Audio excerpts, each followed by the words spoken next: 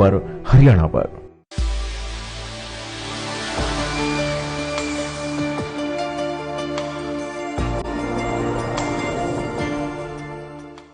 नमस्कार, जागो इंडिया में आपका स्वागत है। दोस्तों, आज हम आपसे एक ऐसे संवेदनशील मुद्दे पर चर्चा करेंगे, एक ऐसी समस्या पर विचार करेंगे जिसका यदि समय रहते समय हल नहीं निकाला गया तो ये समस्या बहुत बड़ा रूप ले लेगी। हम बात कर रहे हैं खुले में नमाज अता करने की। मुस्लिम समुदाय को ये पूरा हक है कि वो नमाज अता करे, ये उनकी आस्था का विषय है।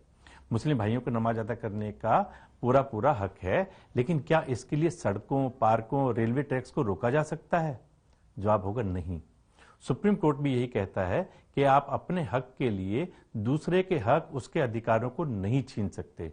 जाहिर सी बात है, अगर सड़कों पर, पार्कों में और रेलवे ट्रैक पर नमाज अता की जाएगी, पढ़ी जाएगी, तो उससे आम जनता को परेशानी होगी। यही वजह है कि हिंदू संगठन हरियाणा के गुरुग्राम में खुले में नमाज का लगातार विरोध कर रहे हैं। हम उन युवकों का, उन अपने यूथ का धन्यवाद करना चाहेंगे जिन्होंने साहस का परिचय दिया और इन मुसलमानों को खुले में नमाज अता करने से रोका। और साथ ही हरियाणा सरकार भी बधाई की पात्र है जिसने इस पर रोक लगा दी। सब अपने हक की लड़ाई के लिए लड़ रहे हैं। आज हम इसी विषय पर जागो इंडिया के इस एपिसोड में चर्चा करेंगे, लेकिन उससे पहले आपको एक रिपोर्ट दिखाना चाहेंगे। इस देश के लिए पूरा ताकत दिया, समय दिया। आज मुसलमानों को कीमत नहीं है, सरमाना की कुछ नहीं है। मुसलमान क्या चीज है? मुसलमानों क्या करते हैं इंडिया के लिए आज तक बताया? भूल गए क्या? कोई मुसलमान होकर गलत किया, मुसलमान होकर। ये युवा क्यों रो रहा है? रोते रोते इस युवा का गला रुंध रहा है। ये युवा और इसके साथी दुहाई भी दे रहे हैं कि इस देश के लिए हमारे पूर्वजों ने जान कुर्बान की है, और अगर हमें भी मौका मिलेगा तो हम भी देश के लिए जान कुर्बान करने से पीछे नहीं हटेंगे। अगर आपको समझ नहीं आया तो चलिए हम आपको समझाते हैं। दरअसल गुरुग्राम में हर शुक्रवार को जुमे की नमाज अता की जाती है, लेकिन हिंदू संगठन खुले में नमाज का विरोध करते हैं। कभी नमाजियों के सामने ही जय श्री राम के नारे लगते हैं, तो कभी भजन कीर्तन, तो कभी हनुमान चालीसा पढ़ी जाती है। इन लोगों का आरोप है कि कुछ लोग उन्हें नमाज अता करने से रोक रहे हैं। हालांकि हिंदू संगठनों का कहना है कि हमारा विरोध नमाज को लेकर नहीं, बल्कि खुले में और सार्वजनिक स्थान पर जैसे सड़कों, पार्कों, रेलवे स्टेशनों पर नमाज पढ़ने को लेकर हम विरोध कर रहे हैं, और जब तक ऐसा होता रहेगा हम विरोध करते रहेंगे। फरवरी से हम चले थे। मैं नमाज ये करते थे, मुझे कोई दिक्कत नहीं थी, मैं निकल जाता था। लेकिन कोरोना में भारत माता वाहिनी देश की सेवा में गुड़गांव में उतरी।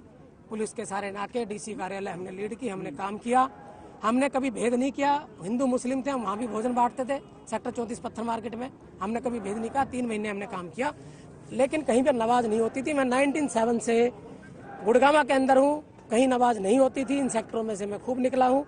के नामे के कुछ जगह डीसी साहब ने 8 जगह कम कर दी थी, उसमें भी ये जगह चिन्हित है।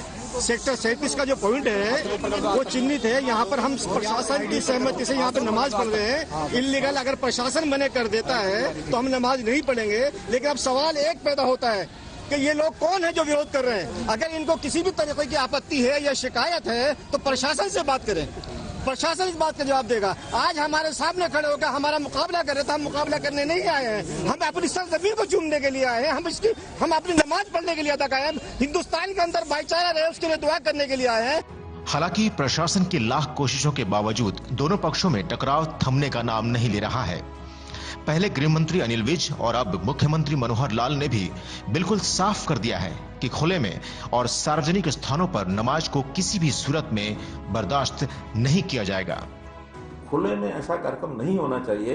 ये नमाज पढ़ने की जो प्रथा यहाँ खुले में हुई है ये कतई भी सहन नहीं की जाएगी, लेकिन इसमें से उन साथ बैठ करके एमिकेबल सोल्यूशन निकाला जाएगा। उन्होंने भी कहा कि बहुत सी हमारे पास जमीनें हैं जहां हमें अनुमति दी जाए, या कुछ जमीनें ऐसी हैं जो उनकी अपनी जमीन होगी या वक्फ की होगी, उसमें कहीं अनक्रोच्ड एरिया है, वो भी कैसे उनको उपलब्ध कराया जा सके, और या फिर अपने घर में नमाज पढ़ें, खुले में नमाज पढ़ करके। और ये आपसी टकराव भी है नहीं होना चाहिए, इसको किसी यानी हालत में टकराव नहीं होने देंगे।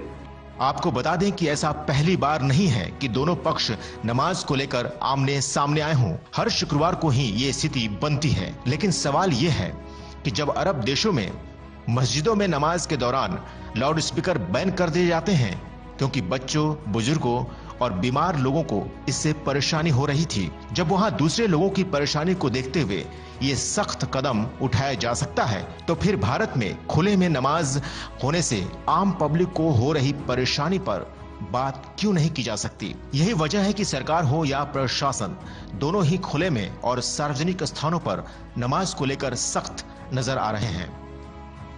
Bureau report. तो ये थी एक जनरल रिपोर्ट, क्या कुछ गुरुग्राम में हो रहा है। दोस्तों, मस्जिदों की संख्या के मामले में भारत पूरे विश्व में दूसरे नंबर पर है। भारत का इस लिस्ट में नाम होना कुछ लोगों के लिए हैरानी की बात हो सकती है, लेकिन भारत में करीब 30 लाख मस्जिदें मौजूद हैं। और हम दूसरी ओर देखें तो भारत में रेलवे और डिफेंस के बाद वक्फ बोर्ड के पास सबसे ज्यादा जमीन है। हम इस डिटेल में नहीं जाएंगे कि इन स्थानों का दुरुपयोग आतंकवाद के लिए या हथियारों के भंडारण के लिए या आतंकवाद की ट्रेनिंग के लिए होता है, लेकिन इससे यह जरूर साबित होता है कि भारत में मुसलमान कितने सुरक्षित हैं। ये आंकड़ा उन लोगों के गाल पर तमाचा हो सकता है जो भारत को मुसलमानों के लिए असुरक्षित मानते हैं, जो असहिष्णुता या इनटॉलरेंस की बात करते हैं। भारत में रहने वाला कोई भी आम मुसलमान खुद को असुरक्षित नहीं महसूस कर सकता। आपको ये बता दें कि भारत में करीब 28 करोड़ की मुस्लिम आबादी है। वहीं जहां एक और मुसलमानों में डर की बात की जाए तो वो डर सिर्फ और सिर्फ उन लोगों के मन में है जो अपने राजनीतिक फायदे के लिए नफरत फैलाते हैं। जहां तक आतंकवाद का सवाल है, हम ये नहीं कहते कि सभी मुसलमान आतंकवादी होते हैं, लेकिन आंकड़े ये जरूर बताते हैं कि ज्यादातर आतंकवादी मुसलमान होते हैं। हम इन्हीं सब पर चर्चा करेंगे और हमारे साथ में मुस्लिम पक्षकार भी हैं और हमारे साथ में भारतीय जनता पार्टी का प्रतिनिधित्व कर रहे दिल्ली से सांसद प्रवेश वर्मा जी भी हैं। प्रवेश जी, आपका बहुत बहुत स्वागत है। प्रवेश जी, हम सब जानते हैं कि खुले में नमाज अदा करने के कारण से कितनी बड़ी समस्या आती है और गुरुग्राम में लोगों ने बड़ी हिम्मत दिखाई, वहाँ के युवकों ने, और जो खुले में नमाज अदा कर रहे थे उनको उन्होंने वहाँ से हटा दिया। आप क्या कहना चाहेंगे? देखिए, ये हमारे देश में आज़ादी के बाद से ही जो सरकारें रही, उन्होंने मुस्लिम तुष्टीकरण कह लीजिए, मुस्लिम अपीजमेंट कह लीजिए, और वो अपना मुस्लिमों को खुश करने में उनको वोट बैंक के नाते अपने आप को देखती रही है। और इतने वर्षों तक, अभी आपने अपनी रिपोर्ट में बताया, लाखों मस्जिदें हैं और उसके बाद भी लोग अपने घर में नमाज पढ़ सकते हैं, मस्जिद में नमाज पढ़ सकते हैं। मगर एक इनकी मानसिकता ये हो गई है कि एक ये अपना फैशन बनता चला आ रहा है कि हमको रोड पे करनी है, हमको एयरपोर्ट पे करनी है, हमको मार्केट के अंदर करनी है, हमको सारे यातायात को रोक के करनी है, लोगों को तंग करके करनी है। मैं नहीं समझता कि किसी भी धर्म में ये कहा गया है कि दूसरों को तंग करके आप अपनी पूजा करिए, इबादत करिए। आप अपनी इबादत करिए। जब हमारे देश में 150 करोड़ की जनसंख्या में, अभी आपने बताया 28 करोड़ मुस्लिम हैं, और फिर भी हम इनको माइनॉरिटी का दर्जा देकर रखते हैं, फिर भी हम इनको हर जगह जो हमारे विपक्ष के लोग हैं, जहां पर उनकी सरकारें हैं, वो इनकी ऐसे खिदमत करते हैं जैसे वो इनके दामाद हों। तो दिल्ली में मैं आपको एक और आंकड़ा बताना चाहूंगा राकेश जी, कि दिल्ली में मैंने पीछे एक पूरा सर्वे किया था और आपने आवाज उठाई थी कि जगह जगह पार्कों में मजारें बनी हुई हैं, और आपने ये भी कहा था कि हम इन पर अपनी कार्रवाई करेंगे। बिल्कुल, मैंने दिल्ली के उपराज्यपाल को पूरी सूची दी। मैंने मेरी लोकसभा में लगभग 100 से ज्यादा ऐसे सार्वजनिक पार्क हैं जो बच्चों के खेलने कूदने के लिए बनाए हैं, और जहां पर कोई मस्जिद बन गई है, कोई मजार बन गई है, कोई मदरसा बन गया है, कोई कब्र बना दी है इलीगल। तो मैंने कहा था, सवाल केवल एक धर्म का नहीं है। अगर कोई मंदिर भी इलीगल बना है, कोई गुरुद्वारा भी इलीगल बना है, तो उसको भी हटाने का काम करेंगे। मगर हम आपको खुश करने के लिए जो पहले की सरकारें करती रही हैं, वो हम नहीं कर सकते। आप डीडीए में अप्लाई करिए लैंड को, आपको लैंड मिलेगी, आज तक मिलती आई है। अभी अरविंद केजरीवाल जी द्वारका में हज हाउस बना रहे हैं, 100 करोड़ रुपया उनको अपने टीचर को देने के लिए सैलरी नहीं है, डीटीसी कर्मचारियों को देने के लिए सैलरी नहीं है, मगर अभी वो हज हाउस के लिए उन्होंने 100 करोड़ रुपया दिया है। तो सारी सरकारें इनको खुश करने में लगी है, मगर बहुत ही दुख की बात है। और साथ साथ में मैं गुड़गांव के लोगों की बड़ी तारीफ करना चाहता हूं, गुरुग्राम के लोगों की बड़ी तारीफ करना चाहता हूं कि उन्होंने इसके खिलाफ में आवाज उठाई। एक और मैं आपको बताना चाहता हूं राकेश जी, मैं जहां पर रहता हूं, मैं दिन में 5-6 बार जब ये वो चलती है तो बड़े बड़े लाउड स्पीकर की आवाजें वो हमें सुनाई देती हैं। सऊदी अरब जैसे देश में आज उन्होंने लाउड स्पीकर बंद कर दिया है। सऊदी अरब जैसे देश में उन्होंने खुले पे नमाज को बंद कर दिया है। इंडोनेशिया जहां पर सबसे बड़ी मुस्लिम आबादी है वहां पर उन्होंने बंद कर दिया है। तो हम भारत में इनको कब तक खुश करते रहेंगे, ये मेरा सवाल है। तो क्या सरकार की, केंद्र सरकार की ओर से कुछ ऐसी योजना है कि हम पूरे देश भर में खुले में नमाज अदा करने पर, या जो मस्जिदों पर बड़े बड़े लाउड स्पीकर लगा करके जो नमाज की सवेरे सवेरे 4 बजे 5 बजे शुरुआत हो जाती है, उसको हम बैन करेंगे? देखिए, जैसे अभी आपने गुरुग्राम की बात करी है, मैं समझता हूं कोई भी मूवमेंट को बिना पब्लिक के नहीं खड़ा किया जा सकता। इसमें पब्लिक को आगे आना पड़ेगा। और साथ साथ हम देखते हैं कि कभी कोई आवाज उठाते हैं, आप जैसे लोग, आपके चैनल में ये आवाज उठाई जाती है, मगर बहुत सारे ऐसे भी चैनल हैं जो उनके समर्थन में खड़े हो जाते हैं। बहुत सारे ऐसे लोग भी हैं और सारा देश उन लोगों को आज जानता है, पहचानता है, वो उनके साथ में खड़े हो जाते हैं कि नहीं, इनके साथ अन्याय हो रहा है। तो बिल्कुल भारत सरकार, हमारी दिल्ली पुलिस और जहां जहां पर हमारी सरकार है वहां तो मैं आपको ये विश्वास दिला सकता हूं, हरियाणा की बात है, यहाँ पर उत्तर प्रदेश की बात है, कई जगह, बहुत सारी जगह पे कदम उठाए गए हैं। हमारे दिल्ली में भी, क्योंकि दिल्ली सरकार का हमें कोई सहयोग नहीं मिलता है, ना तो इनको आइडेंटिफाई करने में, और वो भी इनके समर्थन में खड़े हो जाते हैं। तो मैं आपके माध्यम से दिल्ली सरकार से भी कहना चाहूंगा कि बहुत हो गया है इनको खुश करना, अभी हम केवल विकास की बात करें, आगे बढ़ने की बात करें। प्रवेश जी, कुछ लोगों को ऐसा लगता है कि ये हिंदू अपीजमेंट की जो बीजेपी की पॉलिसी है, ये वो है, ये हिंदू वोट का पोलराइजेशन करने का प्रयास है, क्योंकि अभी 5 स्टेट में इलेक्शन भी आ रहे हैं। तो कुछ लोगों को लगता है कि ऐसा तो नहीं है कि भी हिंदू वोट को इकट्ठा करने के लिए सब इस समय पर किया जा रहा है। देखिए, हमारा देश तो है ही हिंदू राष्ट्र। ये लोग तो बाहर से आए थे, इन्होंने हमारे देश पे आक्रमण किया, कब्जा किया, हमारे देश में बस गए अपनी। अगर आप देखेंगे, हर 1951 में कितनी पॉपुलेशन थी, 1901 में कितनी पॉपुलेशन थी, और आज कितनी पॉपुलेशन है। तो इनके ऊपर में, चाहे इनके घर में 10 बच्चे हों, चाहे 20 बच्चे हों, चाहे 50 बच्चे हों, इनको सरकार की तरफ से सारी सुविधाएं मिलती हैं और आज तक मिलती आई हैं। अगर हमारे देश में कोई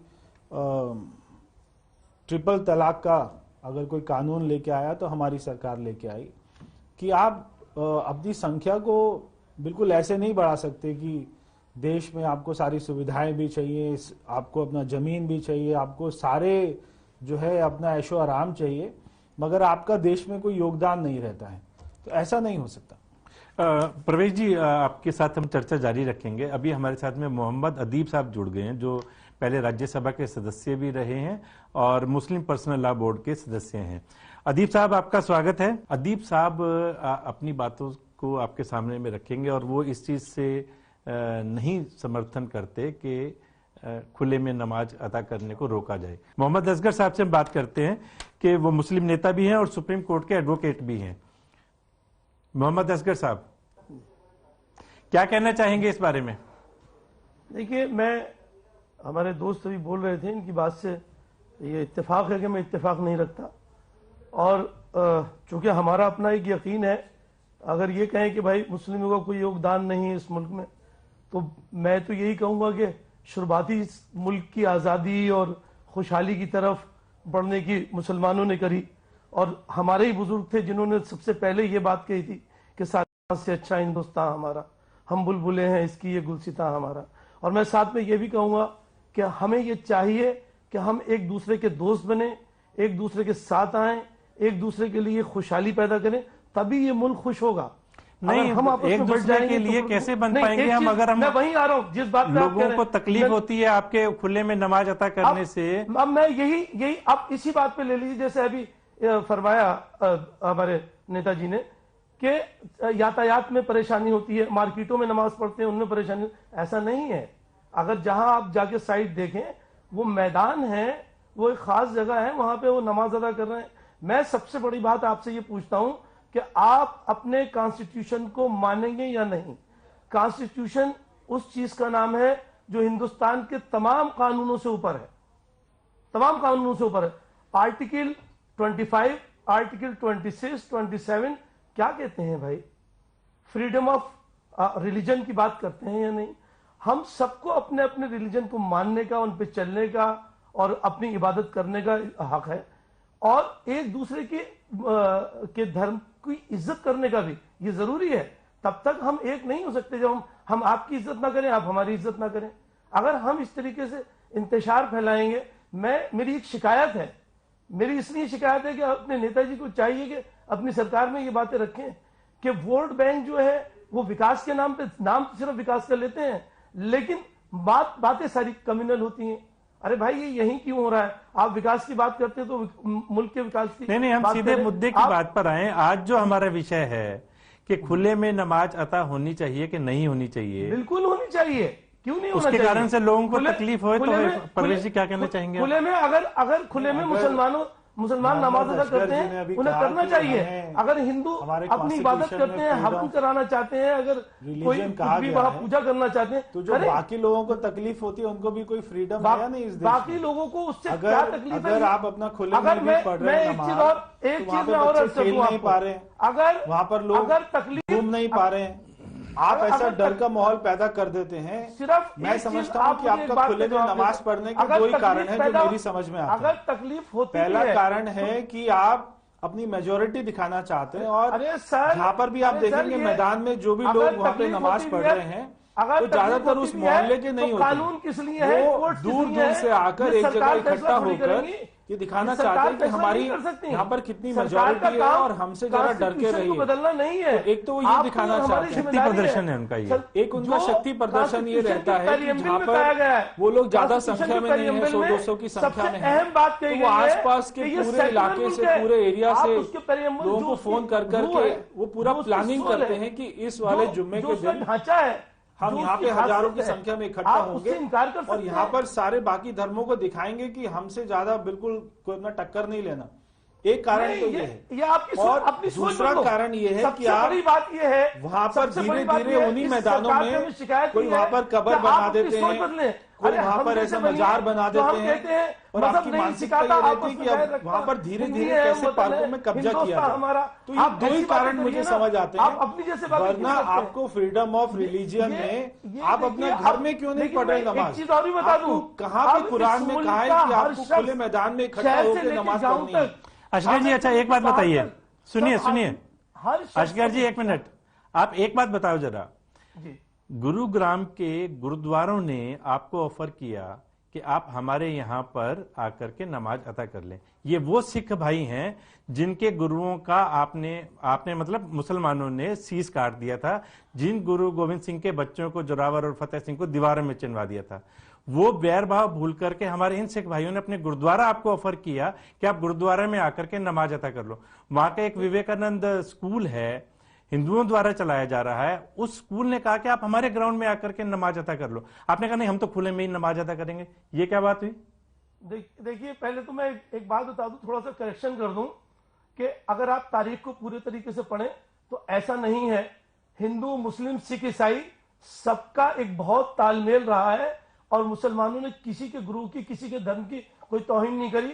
अगर कहीं किसी ने कोई गलती की भी है अपनी पावर की वजह से, तो वो खुद अकेला उसका जिम्मेदार है। मैंने आपसे नहीं कहा कि आपने 84 में सिखों के साथ क्या किया था, हम नहीं कहते, हम याद नहीं दिलाते उनको कि हिंदुओं ने सिखों को किस तरीके से जलाया था, मारा था, जो हमारे आंखों के सामने की बात है। आप जो बता रहे हैं उसके आप चश्मदीद गवाह नहीं है। मैं जो कह रहा हूं मैं उसका चश्मदीद गवाह हूं, फिर भी मैं नहीं कहना चाहता, ना मैं कहूंगा इस बात को, ना कहना चाहिए ऐसे चैनल्स पे, क्योंकि इससे आग भड़कती है, इससे बुराई पैदा होती है। हम मतलब इतिहास को दफन कर दें, उसकी चर्चा ही ना करें। हम देखिए, हम उस बात को मानने वाले हैं, हमारे बुजुर्गों ने कहा था कि हिंदुस्तान एक खूबसूरत दुल्हन के मानिंद है, और इस खूबसूरत दुल्हन की दो खूबसूरत आंखें हैं, एक हिंदू है और एक मुसलमान है। इसमें से एक भी जाति रही तो ये दुल्हन बदनुमा हो जाएगी। हम इन चीजों को मानने वाले हैं। अब जहां तक सवाल, अगर किसी ने ऑफर दिया वहां, तो वहां पे भी नमाज पढ़ी जा सकती है। किसी का मंदिर के बाहर आप ऑफर दें, वहां मस्जिद के बाहर कोई ऑफर दे, आप पूजा करो, करी जा सकती है। सब जगह, हर जगह ईश्वर है, भगवान है, जी, मेरा आपसे सब दो जगह प्रश्न मौजूद है। है। मैं आपसे दो प्रश्न अगर सुनिए जरा मोहम्मद जी, सुनिए परवेज जी क्या कहना चाह रहे हैं, क्या मैं पूछना आपसे चाह एक रहे हैं। सवाल कर रहा हूँ, आप मेरी बात का जवाब दें।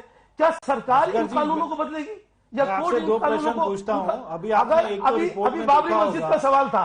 अभी देखिए, आपको बाबरी राकेश मस्जिद जी का ने सवाल बताया था, कि हमारे बहुत देश सारे में सवाल कितनी और लाखों मस्जिद मस्जिदें हैं। हैं। तो क्या असगर आपने जी उन सुनिए चीजों तो को जरा, खराब कर दिया? असगर जी एक मिनट सुनिए तो सही। हाँ, अभी आपने रिपोर्ट में देखा होगा, राकेश जी ने बताया कि हमारे देश में लाखों मस्जिदें हैं। आपको हर 5-10 किलोमीटर में एक ना एक वहां पे मस्जिद, हर मोहल्ले में, हर इलाके में। दिल्ली में मैं समझता हूं कि हजारों मस्जिदें होंगी। तो आप जब आपको एक वहां पर जगह दी हुई है, आपकी मस्जिद बनी हुई है, आपका एक धर्म का स्मारक बना हुआ है, तो आपको उसके अंदर नमाज क्यों नहीं पढ़नी? जुम्मे के दिन में सर, मस्जिद आप ये तो खाली बताइए, होती है आप और ये बताइए, मैदान सारे जुम्मे की भरे नमाज होते में हैं। 15 मिनट ऐसा क्यों है कि इस्तेमाल करने में मस्जिद सारी के दुनिया बदल अंदर जाती में है। क्यों नहीं लोग वहां पे अगर- नमाज पढ़ अगर रहे मस्जिद- हैं? अगर या अपने inconvenience घर है, के कोई आदमी- वहां पर अपनी छत पे नमाज पढ़े, अगर अपने मान घर के लीजिए अंदर कुछ नमाज मुसलमान पढ़े। एडवोकेट है, अगर आपको अगर किसी वहां की अदालत में सार्वजनिक काम करते स्थल हैं पर ही क्यों और नमाज वहां से पढ़नी है? मस्जिद पहला 6 किलोमीटर, प्रश्न। 10 किलोमीटर और दूर मेरा है, दूसरा उन्हें प्रश्न जाने में है कि परेशानी जब है, कोर्ट का सऊदी काम है, अरब जैसे या ऑफिस देश का में, काम है, तो क्या अपने ऑफिस के बाहर किसी इंडोनेशिया जगह जैसे देश एक में जगह मुकर्रर है, जब वहां पर पढ़ना है। खुले में नमाज और पढ़ने मेरी पर समझ बैन में नहीं लगाया जा आता, सकता है, ये समझ में वहां नहीं पर आता, ये लाउड परेशानी स्पीकर आज क्यों शुरू हुई? को ये तेज तो चलाने परसों पर हो बैन रही है। लगाया जा आपने सकता खुद है। ये भी बताया तो आपको कि यहाँ पर दूसरी आपत्ति सरकारों ने क्यों ऐसा है? किया। चलिए असगर सरकार साहब, के आपसे सामने बातचीत अगर हम जारी हो रहा रखेंगे। था। अभी हमारे साथ जुड़ चुके हैं मोहम्मद अदीब साहब, जो राज्यसभा सदस्य रह चुके हैं और साथ ही मुस्लिम पर्सनल लॉ बोर्ड के सदस्य भी हैं। अदीब साहब, आपका बहुत बहुत स्वागत है। अदीब साहब, हम बातचीत कर रहे हैं खुले में नमाज अता करने के बारे में, जिसके लिए हरियाणा सरकार ने प्रतिबंध लगा दिया है। क्या कहना चाहेंगे आप? देखिए, फॉर्चुनेट है आपको सुनता कि वो कह रहे सारे वालों ने उनको जगह दी। हकीकत ये है, सिख भाइयों ने हमें ऑफर की नमाज पढ़नी, और आपको मालूम ये जो 15 ये उनके और हड़कंप और कहा गुरुद्वारा नमाज पढ़नी, तो हम पीछे वो डर गए। एक हमारे साथी थे, उन्होंने बेचारे ने कहा कि आप मेरी प्रीमिसेस पर पढ़ लीजिए।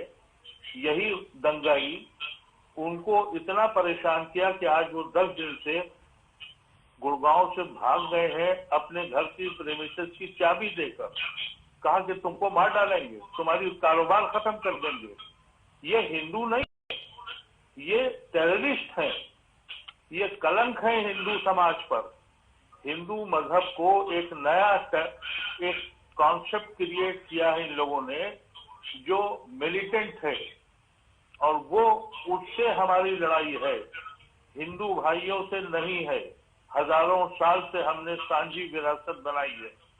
ये जो अभी एक साहब बोल रहे थे कि औरंगजेब ने ये किया और मुगलों को ने मारा सिखों ने, अरे उन्हीं सिखों ने बड़ा दिल दिखाया और उनको जाके इन लोगों ने तंग किया। इनको मालूम भी है ये कौन साहब बोल रहे थे। एक ये कलंक है, इन्होंने इस देश को बदनाम किया, हिंदू मजहब को बदनाम किया। हिंदू मजहब एक टॉलरेंट मजहब है, ये सबको अडॉप्ट करता है, और ये एक तबका पैदा हुआ है जो एहसास कमतरी यानी इंफीरियरिटी कॉम्प्लेक्स में है, और ये कह रहा है, इन्हीं का एक एमएलए कल बिहार का कह रहा था बिहार में भी नमाज नहीं पढ़ने देंगे। आपने कहा हिंदू टॉलरेंट है, इसमें कोई शक नहीं है कि हिंदू फैला बहुत है। सहिष्णु होता है, लेकिन उस सहिष्णुता का परिचय मुसलमान भी तो दिखाएं। आप जम्मू कश्मीर का उदाहरण देखें तो वहां से 20 लाख हिंदू पंडितों को भाग करके आना पड़ा। जहां कैराना की घटना देख लें उत्तर प्रदेश में, तो हिंदू घरों के बाहर पोस्टर चिपका दिए गए कि ये घर बिकाऊ है। तो ये सहिष्णुता और ये बड़ा दिल मुसलमान क्यों नहीं दिखाते हैं? बड़ा दिल की बात यह है, सुनिए आप, किसी मुसलमान ने उसको जस्टिफाई नहीं किया। जब आईएस और दाइश खुले, हिंदुस्तान के किसी मुसलमान ने ये नहीं कहा कि ये इस्लाम है, बल्कि कहा ये इस्लाम का हिस्सा नहीं है। हम तो ये तवक्को कर रहे थे कि आज तक सेकुलर हिंदू ये कहेगा कि ये हिंदू मजहब की बदनामी करने वाले लोग हैं, इनसे हमारा कोई ताल्लुक नहीं है। अदीब जी, लेकिन हाल ये है, ऐसा क्यों होता है भारत बांसुरी में बांसुरी बजा रहे हैं, ऐसा क्यों होता है भारत में कि हमारे सीडीएस की हिंदू जब मजहब ये है, दुर्घटना हुई ये शर्म की तो बात उसके है बाद हमारे में देश के लिए। मुसलमान आज पूरी सारे दुनिया में खुशियां हमारा मना रहे जिक्र थे हो रहा सोशल है। मीडिया पर, ऐसा क्यों है गांधी आज? के इस मुल्क में अदीब जी प्रवेश जी एक बहुत महत्वपूर्ण बात कह रहे हैं। एक मिनट जरा, गांधी की तस्वुर का मुल्क था। अदीब साहब एक मिनट प्रवेश जी की बात अदीब जी, सुनिए। आप राज्यसभा के पूर्व सदस्य रहे हैं, आपने देश के सबसे बड़े जो हमारा ऑफिस है उसमें जाकर आप बैठे हैं। मैं आपसे पूछना चाहता हूं ऐसा क्यों है कि सारे मुसलमानों को इतना सम्मान, इतना सब कुछ मिलने के बाद भी जब आप भाईचारे की बात करते हैं, तो जब हमारे सीडीएस की जब शहादत होती है, उनकी मृत्यु हो जाती है, तो सारे देश के मुसलमान वो सारे सोशल मीडिया पर इतनी खुशियां मना रहे हैं, तब आपने एक बार भी क्यों नहीं बोला कि ये सारा गलत है? तब आप आगे क्यों नहीं आए? नहीं, क्या सम्मान मिल रहा है? हमने कोई कम कुर्बानी दी है इस मुल्क के लिए?